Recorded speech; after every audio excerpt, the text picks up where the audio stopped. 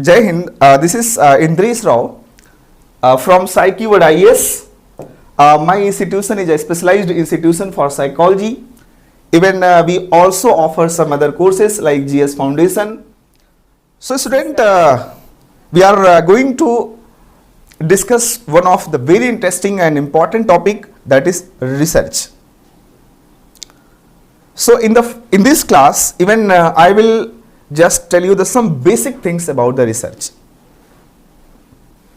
right? So what we will discuss in the research, that today I will create a frame about that topics, and we will go in detail in the upcoming class.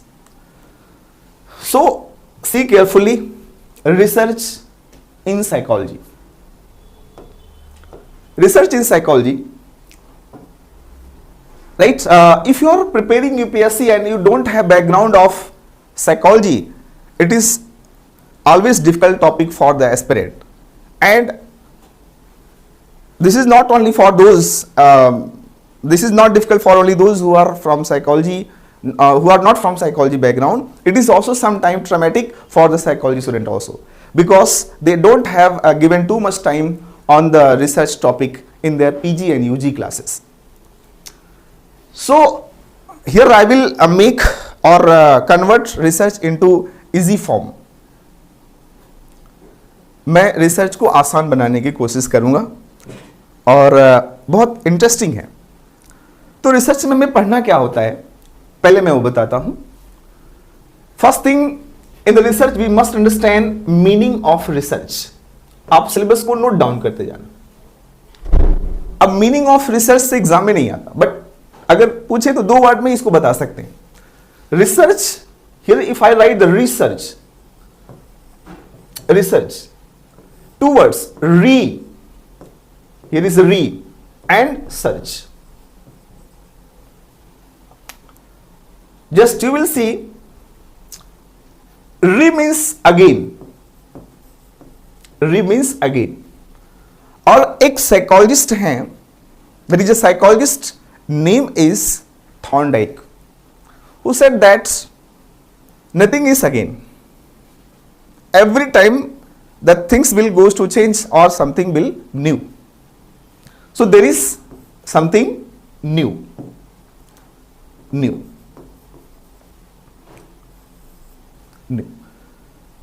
So re and new, जैसे आप ऐसे कह सकते हो कि किसी भी नदी को जिसको एक बार पार किया गया उसको दोबारा पार नहीं किया जा सकता। क्यों? क्योंकि पानी बदल चुका हो, वो कहीं और बह के पानी जा चुका हो। सेम एज कुछ भी नहीं होता, समथिंग इज न्यू, बट होती है because of technology is. So re and new search of anything, what is here 2 words, re and new search, re plus new search of anything, anything, search of any things. So that is research. कुछ दोबारा या नया करना, इसी को research कहते हैं। You can take the example of iPhone. IPhone को फर्स्ट टाइम बनाया गया होगा, आई डोंट नो, आईफोन को फर्स्ट टाइम पे बनाया गया होगा। So what was that? New. अब आईफोन 1 2 3 4 5 6 11 12 बनाया गया, सो दैट इज व्हाट? री। री। तो रिसर्च में कुछ नया होता है या दोबारा होता है। Example, there is some theory developed by Sigmund Freud. That theory has been studied and revised by some other psychologists. So that is also research. And Professor Espal said, दुनिया की सारी प्रॉब्लम का सॉल्यूशन निकाला जा सकता है by the research. All problem can be solved by the research. Getting? So research is one of the nice topic. So first we must understand the meaning of research. अब मैं पहले syllabus बता देता हूं, फिर टॉपिक्स तो मैं आपको समझा ही दूंगा। So the second thing, nature of research. आपको रिसर्च में नेचर पता होना चाहिए, रिसर्च का नेचर आखिर क्या है। Then third is types of research. Types of research. Fourth is here steps in research. Steps in research.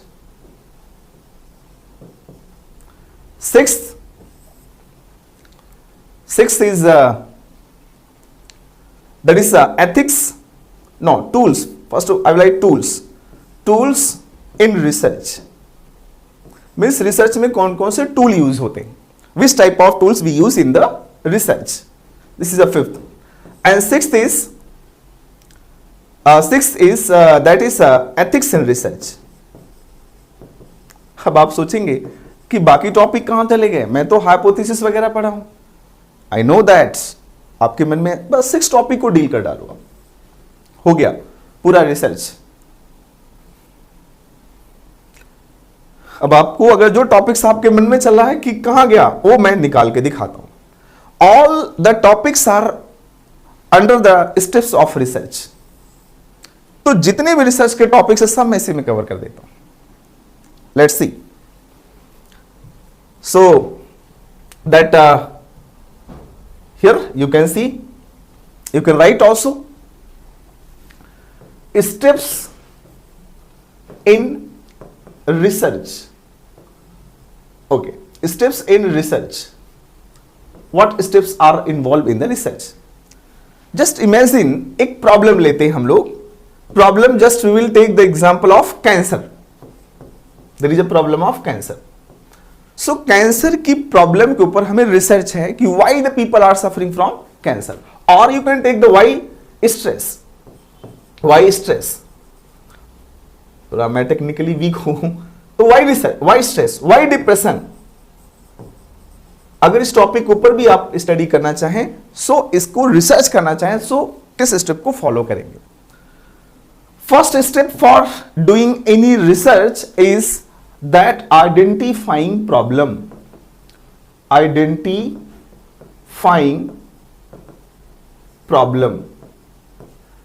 तो किसी भी रिसर्च को करने के लिए जरूरी है कि आप प्रॉब्लम को पहले पहचानो। सेकेंड स्टेप, अब सपोज मैंने आइडेंटिफाई कर ली problem, there is a cancer.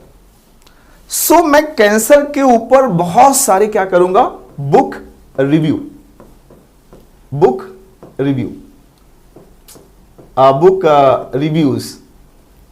करूंगा, बहुत सारे बुक्स को पढ़ूंगा। We will try to find out various previous studies और various work on the topic which we have selected. Like cancer select किया तो कैंसर के ऊपर जितना भी पहले वर्क हुआ है उसको हम आइडेंटिफाई करेंगे। This is the second step. अब हमने बुक रिव्यू किया, उसकी डिटेल में अभी तो मैं स्टेप बता रहा हूं, इसी को पूरा डिटेल में बताऊंगा आपको। And third step is that is making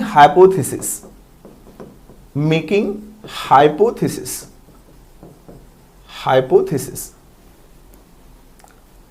so अब जब हम बुक रिव्यू करेंगे, while we will do book review, at that times many solutions may produce or comes in our mind after the reviewing of the books.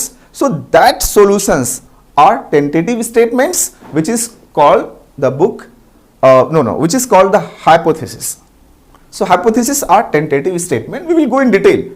So for the exam point of view, this is the most important topic, that is making hypothesis. अब इस topic के अंदर ही बहुत सारे segments हम लोग deal करेंगे। Third, after this fourth is, अब हम लोग क्या करेंगे, सोचे चलो हमने सोच लिया प्रॉब्लम, बुक रिव्यू भी कर लिया, अब हम लोग सोचेंगे कि एक रिसर्च डिजाइन तैयार करते हैं। So the fourth step is research design. We will create here research design. तो अब हम लोग एक रिसर्च का डिजाइन तैयार करेंगे। So we will study detail different type of research designs, right? Experimental, non experimental, we will deal detail. And after this there is a fifth step. Research design तैयार करने के बाद अब हम सोचेंगे चलो कोई मेथड चूज कर लेते हैं. So here we will basically select certain methods of research. Methods of research. So जो रिसर्च का मेथड है that is around 31 total. Even we can classify them into experimental versus non experimental. So we will decide here research method. Next 6 number. अब research method हमने सोच तो लिया. अब जिस रिसर्च मेथड से हमने सोचा हुआ है उसी के बेस पर ही हम लोग लाएंगे यहां पर सैंपलिंग कर लेंगे. That we will do here sampling. अब सैंपलिंग को डिटेल में जाएंगे तो probability sampling, non probability sampling, that we will deal. Right. Then the next step, sampling कर लिया. अब सैंपलिंग से ही जो भी हमारा सैंपल होगा उसी से हम लोग क्या कर लेंगे, data collection. So here we will do data collection. After data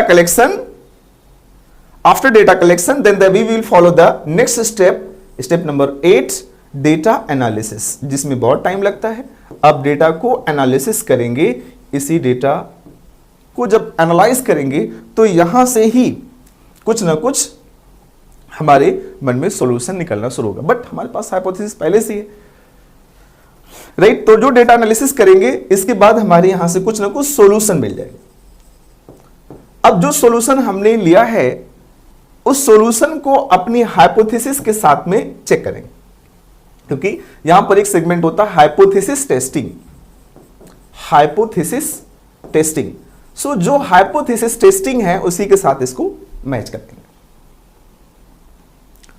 किसको? जो हमने डेटा एनालिसिस करके सॉल्यूशन निकाला है उसको हाइपोथेसिस के साथ कंपेयर करते हैं और देन फिर कंक्लूजन निकालते हैं.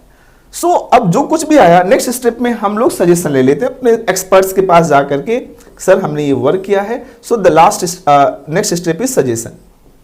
सो ये is a suggestion. So suggestion हमने ले लिया.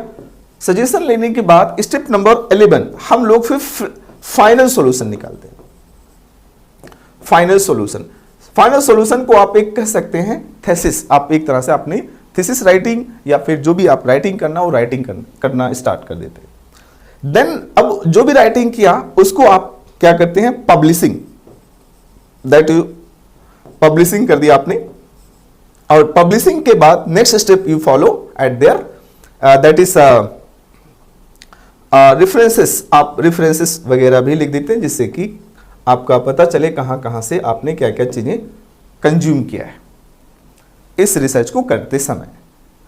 सो this is our basic step of research. इसी में सारी रिसर्च आ गई. All the research are basically covered in this segment. इस सेगमेंट में सारा हमने कवर कर दिया.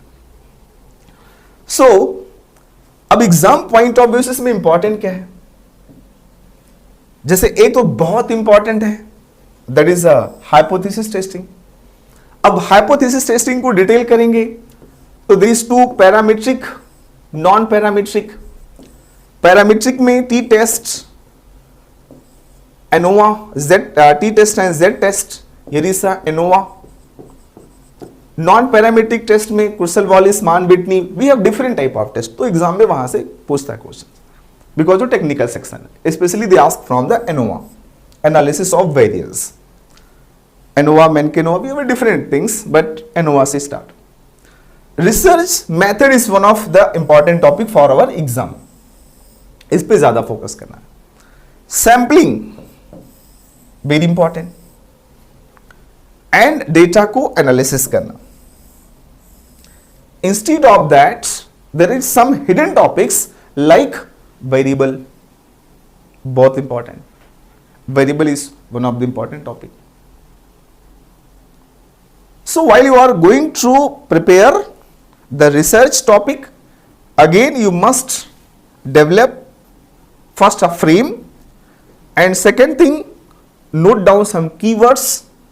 Then you must write down the previous year questions which has been asked, and then start to develop knowledge and understanding in your topics. Right? So in the next class, basically we will start from the topic of meaning of research. Thank you.